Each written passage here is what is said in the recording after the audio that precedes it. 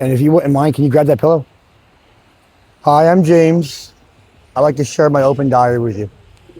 So I'm gonna word this from my own personal experience. This is how I understand it. So I understand what's being asked of me. What's being asked of me is to give my personal accounts. So here's my personal accounts. This is a Democrat-run shithole, full of wait, the train's running, so just a second. Full of ex-convicts and criminals. Now that could be, classified as like political talk, garbage, all that extra, but it's a fact. The way this place is, Philly is the way it is well, Larry Krasner has a lot to do with a play in that because his concept was, hey, if they ain't got gun charges, let them loose. Look how that worked out for us. So, But I don't want to get too lost on that. So this is the biggest open air narcotics market.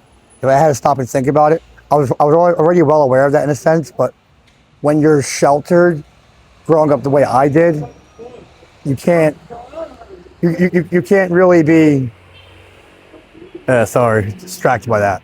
But I'm capable of being on that. Like, yeah, I'll just send that the other way. The biggest problem here in the city isn't really the drugs. That is definitely a problem. The number one problem is monopoly. They play monopoly. Is the government. Now I could go on and on and on. Clearly, I personally am aware of it, bystander. Sorry, guys. Appreciate it. So the point I'm making is, it ain't just the drugs.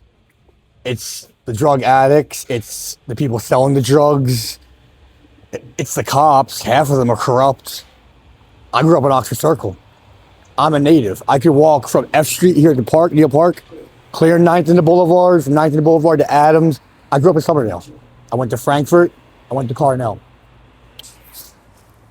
This city is, like, if it came down to it, hypothetically, they already have declared martial law in a way. It's right underneath our noses. The fact that these cops can get away with a lot of things they're doing is basically putting a layer of nice vanilla icing, whatever icing you want, right, over the one fact that remains. What happened to Weymouth is a start. It's probably a big victory for them if they were have like a little wedding party over like yeah, we did good job, guys. That's how you would have to think about that as. Now that's just my own, opinion of it. Like, we all want for a better. If you want better, do better, make better decisions. So before this actually started, that's what I meant by that. So he was interested in hearing. I'd be glad to share my accounts.